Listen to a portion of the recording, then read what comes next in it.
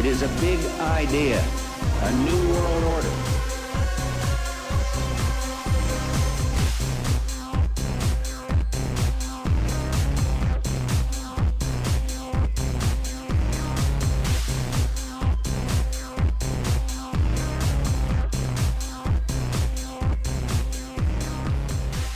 Your world is not what it seems. Alex answering. Outside the box. Good evening, ladies and gentlemen, rich, poor, black, white, young, old, lovers of freedom, and of course, haters of liberty. Welcome to another weekly body blow to the New World Order. This is Outside the Box. It is May 9th, 2010. And we have a very special guest from the Libertarian Party in Oregon join us tonight. Marc Delphine is going to be on. We're going to talk with him in about 15 minutes' time about a number of issues taking place in Oregon and in the country for that matter. But for the very first 15 minutes of the program, we're going to go through a very quick news blitz. For those that have been living underneath a rock or had their head up there, you know what. There's been a lot of stuff taking place the last couple of days with the stock market. If you look at the images on the screen, we've got different things taking place in Greece. We have riots in multiple cities across the planet. What we're seeing in Greece right now is a bailout of their entire country. The U.S. taxpayers, to the tune of, I believe, $40 billion, 30 million euro, are going to be bailing out the country of Greece. So we're seeing IMF get out. The IMF is involved in this bailout of Greece. And now they're saying that this is going to be repeated potentially in the United States in the near future. And so this is literally something that is coming sooner than later.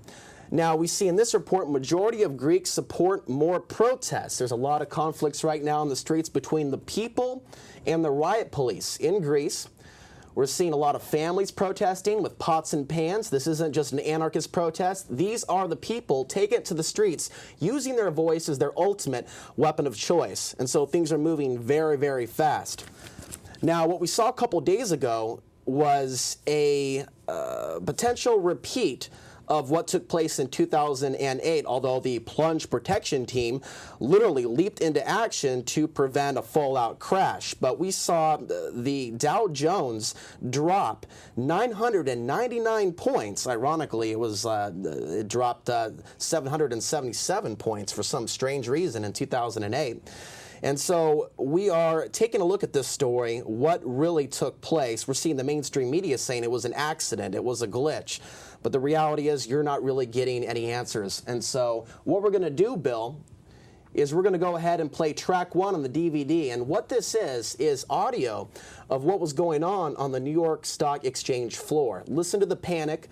Listen to the person speaking and how intense this particular situation was. So, Bill, if we can, let's go ahead and roll track number 1 on the DVD player, and we will go ahead and take a look at this. This is from just a couple days ago. That's way too much. What is it? Is it 75 then, or what? What'd you say it was 1050 something?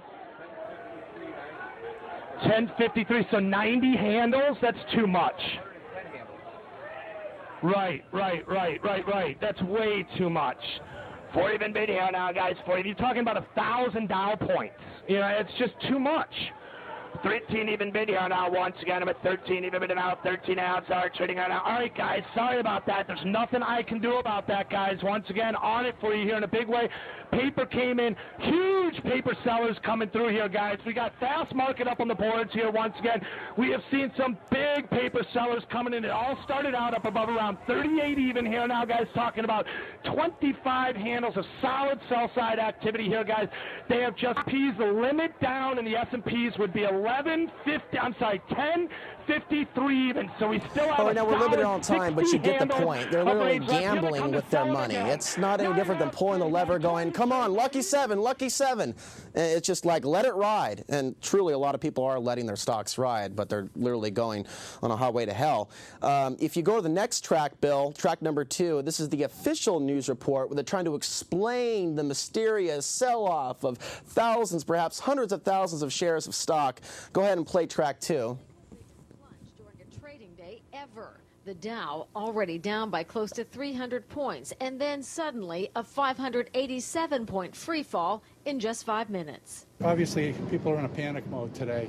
It doesn't take very much to panic the herd. In fact, investors were already jittery about the ripple effect over the financial crisis in Greece. Images of protesters in the streets of Athens have made traders nervous all week, worried that Greece's economy could pull down the entire European Union. But the real question, what exactly triggered that sudden slide around 2:45 p.m.